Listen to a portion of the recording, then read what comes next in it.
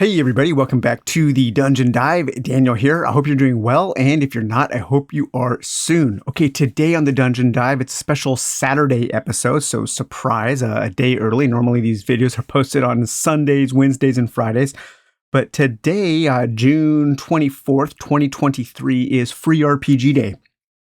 And so I wanted to show a spotlight on an RPG that you can get for free that might be pretty cool. It might be a good game for you. Now, I've had these PDFs, and the game, of course, is here on the screen, Heroes of Adventure. I've had these PDFs for quite a while, but I've never actually played the game. I've only read the books, so I can't say exactly how it plays, but I think I have a pretty good idea just reading the rules. And while this game is not made specifically for the solo player, I think it is pretty easy to solo. And I think the solo player will actually get a lot out of the referee guide, out of the GM guide, because the GM guide is overflowing with handy charts for rolling up all kinds of really cool things. So Heroes of Adventure is a game created by the Nameless Designer. And they have released this series of books free on itch.io. And there is 3 books, kind of like your standard 3 books, your standard D&D books. You have a player's handbook, you have a referee guide, and then you have a monster manual, a monster compendium. And there's also a really cool book of NPCs, and we'll take a look at that as well. So the core rules of Heroes of Adventure can actually be summed up in just 4 pages. And you can get that as a PDF as well. So you get your 4 pages of your core rules. So it's not a heavy game. It's a little heavier than something like Morkborg. There's a little more going on, but it's not super complicated. But I think the books are pretty well written. They're nicely laid out. Now, the elephant in the room is the art was all AI generated. And he says that he used Midjourney with text inputs from the Nameless Designer. Coming up soon, I'm actually going to do a video on my thoughts on AI art. I know some people like it, some people don't, some people are in between. I'm somewhere in between, but I think this is a very good use of AI art because this game is just made by one guy. Art assets are expensive, and I would rather see my books like this have some art rather than no art. And so they used Midjourney, and I think mostly it looks good, but like with a lot of AI art, the more you look at the images, the more bizarre and weird they actually become. But here we have our table of contents, and now we're just going to do a quick flip through, and I'll talk a little bit about the game. So our chapter 1, it starts off with an introduction to the rules and an introduction to role-playing and an adventure example. So this is the section you would read if you are brand new to RPGs. Maybe this free RPG day here today is the day that you've chosen to get into RPGs. This is a good section to read. A lot of the more robust games come with a section like this that kind of walk a new player through what the game actually is, what it has to offer, and your core rules. These are those same 4 pages of core rules that we just took a look at. So Heroes of Adventure is a roll high D20 system. So that means there's a target number, and the target number here is from difficult to almost impossible. So we have everything, or from very easy to almost impossible. So we have very easy is 0, no roll required, to almost impossible is 30. You roll a d20 and any bonus dice that you have, and you have to meet or beat those target numbers to accomplish your goals. Where this game is a little different is a lot of d20 systems will give you static bonuses depending on the skill or depending on the attribute being tested. What Heroes of Adventure does is it gives you bonus dice. And if you are skilled in an attribute, or if you have some mastery of a skill, you get to roll more dice. And you add either a d4, d6, d8, d10, or d12 to the roll of a d20.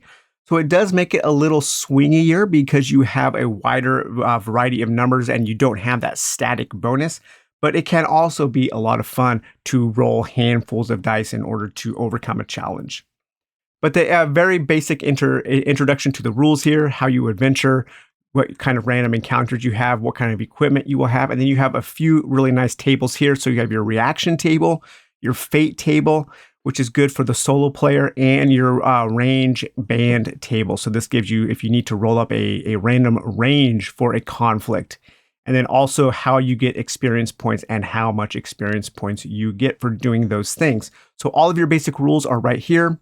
And then we also have 2 charts. We have a wounds table, a D20 wounds table, and a D20 wild magic table for when something goes bad when you cast a spell. These 2 tables are also, I think, pretty good resources for the solo player. Then we have an example of an adventure. Here we have some stat blocks for some characters.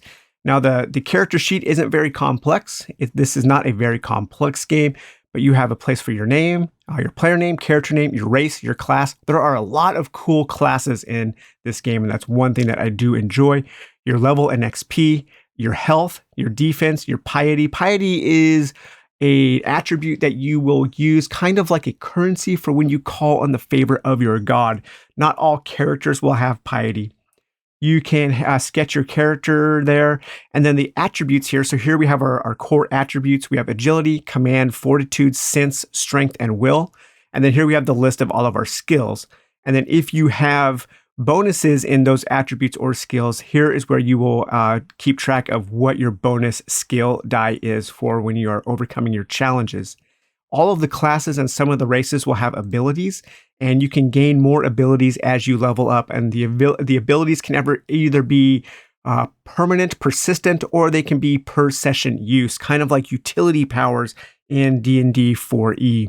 And then we also have equipment slots in this game, so you don't need to worry about encumbrance, but you do need to keep track of how much equipment you have, and this is all you can carry. Okay, but after the introductory chapter, we go to chapter 2, and this is a setting overview. This is all about the world that the Nameless designer has created for you to play in. So you can either ignore this chapter if you have your own world, or you can choose to partake in the Nameless designer's own creation. And here he has called his land the Fallen Lands. We have a brief overview. I really do appreciate how he has structured, or how they have structured all of the chapters, where each chapter starts with an overview of the chapter, of the details you're going to learn, and then you dive into those details. It's a very well organized and well made game. Here we have our some broad overview of the Fallen Lands, the populations, the geography, currency and trade, religion, magic, languages, and discoveries. And then we get into a timeline of the history of this world. We get into some of the major factions of the world. And here we have a 2-page spread for a hex map of the Fallen Lands that you can use. You can print this out and use as your hex map. And then here we have our major regions and the population of that region, the major race found in that region, what kind of religion, and some details. So we have New Centra, the Misty Isles, Scarred Territories, and the Broken Lands. In addition to those, we have the Northern Territories, we have the Wild Lands, the Far Lands, and the Underworld. Okay, here we get into our chapter all about characters, and this is where I think that the fun really starts in this game, is creating characters and all of the different options that you have. So here we have a broad overview of what is a hero, all of our different classes. So we have adventurers, barbarians, bards, beastmasters, bounty hunters, clerics, crusaders, druids, knights, mages, mercenaries, monks, rangers, rogues, spies, swashbucklers, warlocks, warriors, witches, and zealots. That's a lot of classes, and all of those classes have their own abilities and bonuses and all kinds of cool stuff. We have a description of our hero. So our hero has a number of statistics which measure the hero's capabilities. We have a race, we have a class, we have their level starting at 1, maximum is 10. We have our health, our HP, HLT. We have our defense, which is DEF. We have our piety. And piety, again, is a score representing favor with your deity and is depleted when you call divine favors. We have our various attributes, and those attributes relate to your physical and mental characteristics and are rated from 0 to D4, D6, D8, D10, and D12. The same thing goes with skills. Then we have our equipment and our abilities, and again, we have permanent abilities and session use abilities.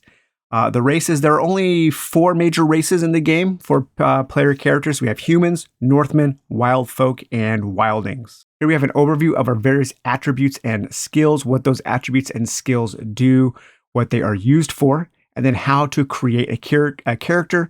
So you will choose a race, you will increase your abilities, you will choose a class, increase your skills, choose an ability, buy equipment, and then choose your age. And here we have an example. It's pretty easy. It's pretty quick and straightforward. You can also, if you want to, just roll up a completely random character by rolling up the race, the attributes, and the class. Then we get into the hero background and how to come up with a hero background. And there are some very handy charts here. So these are good. You have your place of origin, your home settlement, your background table, the background events, the event outcome table, a boon and bane table, quest event, and a quest outcome table. So all kinds of ways to roll up a background and background adventures, things your hero has already done that maybe put them in the predicament that they're starting in. If you want to start right in the middle of the action, that is kind of cool. I really do like the tables in all of these books. And then we have some random tables to roll up for all kinds of personality traits. I used to be, my clothing is, my family situation is, I look, people think I am considered, I am driven by, and I have a secret. And then we get into what happens as we level up, the kind of bonuses that you get. All the classes level up at the same rate. And then you can always add an attribute. You can always add a little bit of health. You can add some defense. You can improve or learn additional skills, abilities, and spells if you are a spellcaster. And now we get into our races and what they start with. So each race will have a base health and a base defense that is added onto as you build your character. They will have starting languages, attributes, skills, abilities, and their starting age, a suggested age for you to start in. So we have humans, Northmen, wild folk, and wildings. And then here we get into our classes, and the classes will have additional health. They will have attributes that you're good at, skills that you are good at, abilities that you know when you start, and some starting equipment. So the classes come with a starting package of equipment. And then here you can see some examples of some of the abilities. So the adventurer has alertness, arcane magic, blind fighting, burglar, counterattack, dodge, jack of all trades, and so on. And then the barbarian, you might have animal companion, charge, combat reaction, dodge. So some abilities are shared amongst classes. Great cleave, fast attack, frenzy, hardy, and things associated with a barbarian. Then each of the subsequent classes also has all of that information. So again, we have our bard, our beastmaster, our bounty hunter, our cleric, our crusader, druid, knight and mage, mercenary and monk, ranger and rogue, spy and swashbuckler, warlock and warrior, and witch and zealot. Do really like some of this AI art. Looks pretty cool. And then here we get into our basic chapter on equipment. Again, an overview, what equipment is, how to handle inventory, how to handle usage and wear, and so on. And here we have our standard table for weapons, and weapons will have a dice that is for their damage, and then they will also have a couple keywords like bleed or grip, bash, and cleave. And then those are all detailed down here for your weapons and armor features. So bash, if attack misses by 1, does half damage. Hey, that's kind of cool. Bleed, advantage on damage on a natural 19. So these keywords add a little bit of crunch to the weapons, and I really do like that. And then we also have our chart for ranged weapons, our different armor table, and our specialist weapons table. And then we have all of our standard adventuring gear, our light source table, food and lodging, and clothing with a cost. So very handy. We have our specialist equipment here for maybe if you are specializing in something and you need a disguise or an elven cloak or things like that. And then our specialist equipment table continues in this column here. And some of these things get very expensive, like strong poison is 1,000 gold. Here we have some miscellaneous items, property and enterprises, hirelings, an animal stable, and transportation table. And then here we have a brief chapter on crafting. Again, an overview of crafting, how you would use it in your game, some of the rules here, and then some of the rules on alchemy. And then we have some sample components. So a very brief chapter on crafting. This could probably be a little more robust, especially if players really enjoy crafting and alchemy. Personally, I don't usually spend much time in my games on crafting and alchemy, but I know some people really enjoy that kind of survival aspect of their RPGs. And then here's our chapter on magic. So we have our rules and then our spell list. Again, an overview of magic, how magic works in the game, what it does, and then we have all of our spells.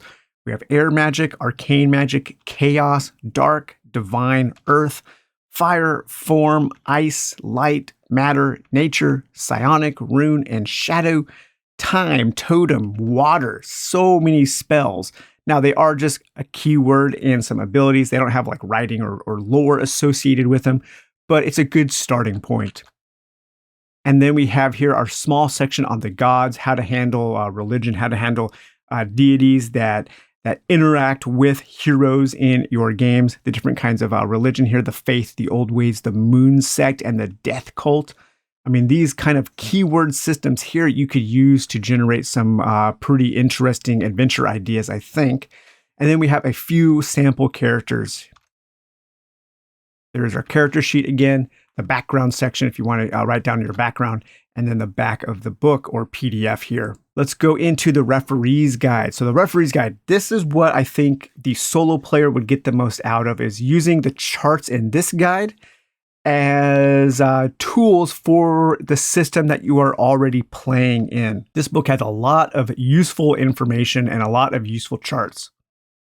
Again, we have our table of contents, and then we get into our chapter 1. Chapter 1 may not be so important for people. I think if I'll mention the chapters you're probably going to want to print out if you are a solo player and just want to use this as a tool.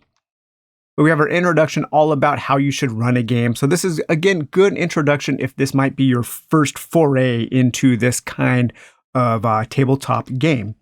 Again, we will have our 4 pages of rules. What is a game session? What happens during a game session, before the session, starting the session, ending an adventure, creating rumors. So there is some good information here for the beginner. I think this is a good game to focus on for free RPG day. How to handle all of your checks. So when you need to roll dice and what you need to do, why you should roll dice, why you should do checks at some time and not at others. We get into a little broad overview on wilderness travel. Down here, we have a weather table, which is pretty handy down there.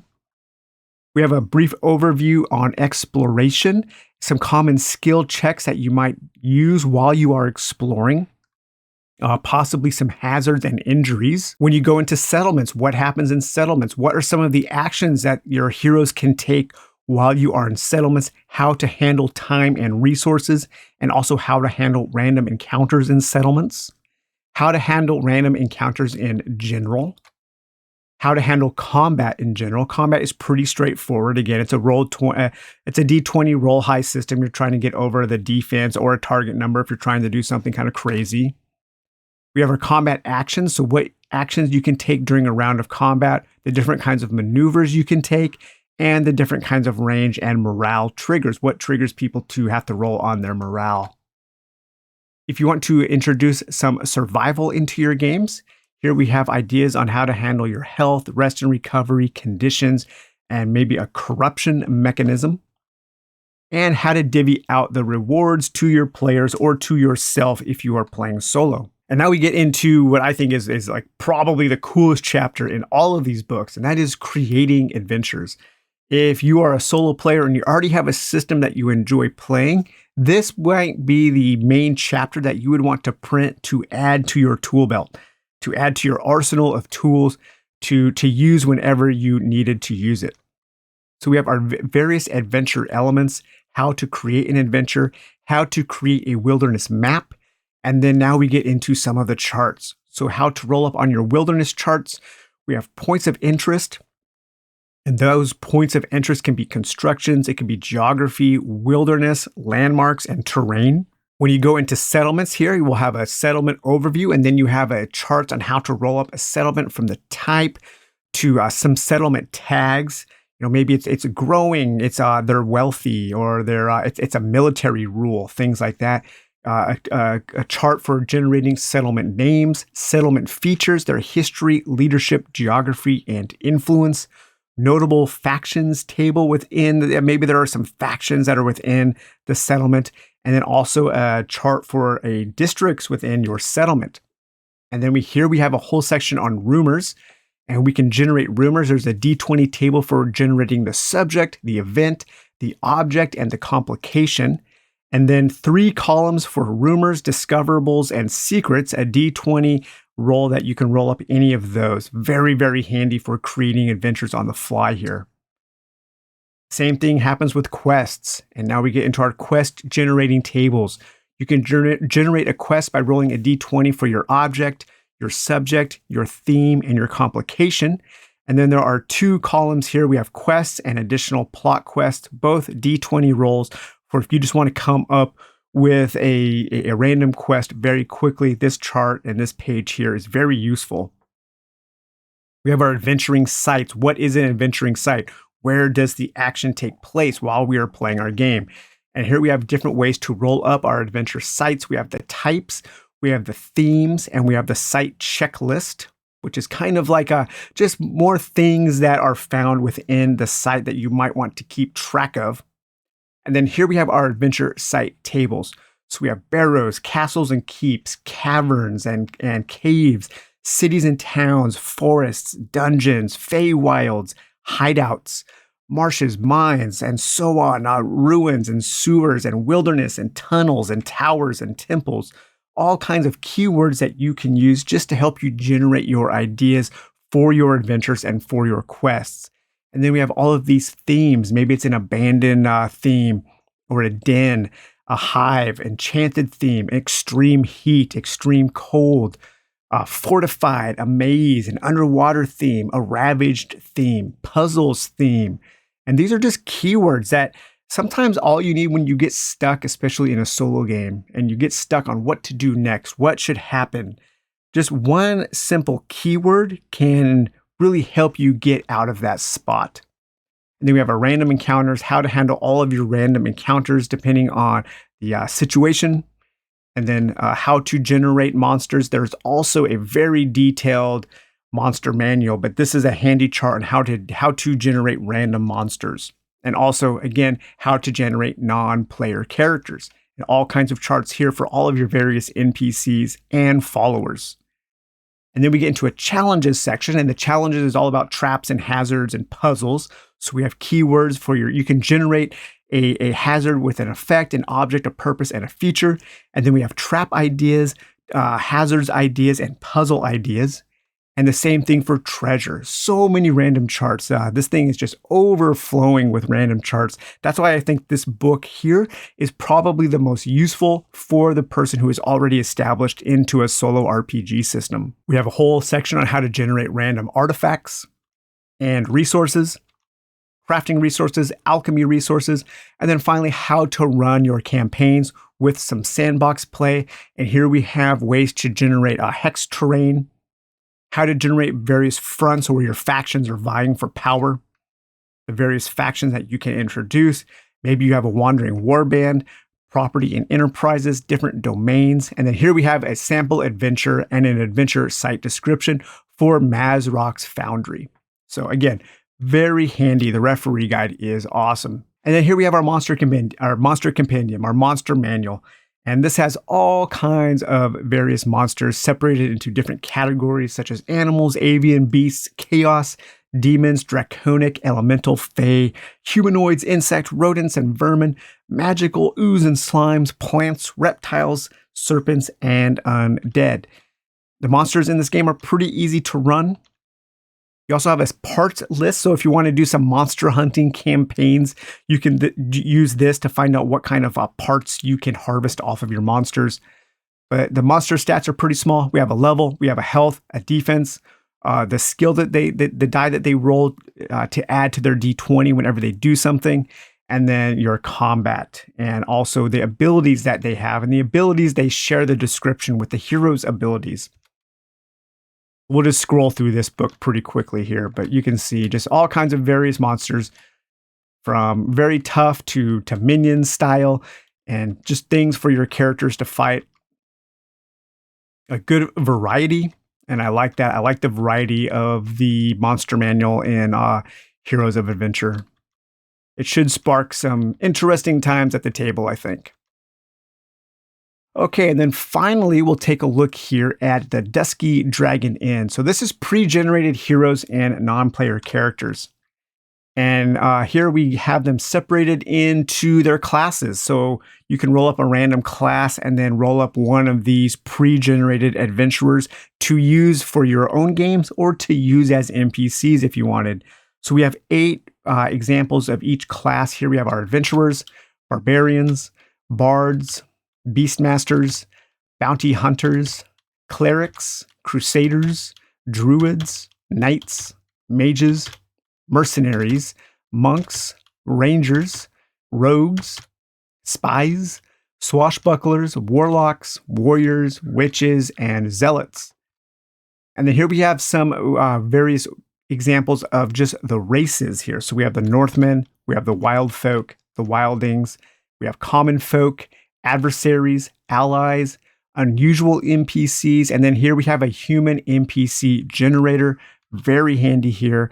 A non-human name generator, a human name generator, random encounters based off of classes and races. This is super cool. I don't think I've ever seen random encounter tables based off of class, and I like this. And you can use the examples that we flipped through quickly as those encounters. So this is very handy if you want to roll up a random mage or a random spy or a random bard. So very, very handy. But yeah, so I just wanted to shed some spotlight here on the Heroes of Adventure. I think this is a cool game. It's especially useful because it's free, it's robust, it has all kinds of tables for people to use. I think it would work well solo. I think it would also work well in a group setting. It's pretty well written. It's very well organized. The rules aren't complex. And it just kind of has a good flow to it. And it has a lot of information that you can use for other systems, especially if you are a solo player. So, all right, you guys, I hope you're having a good free RPG day.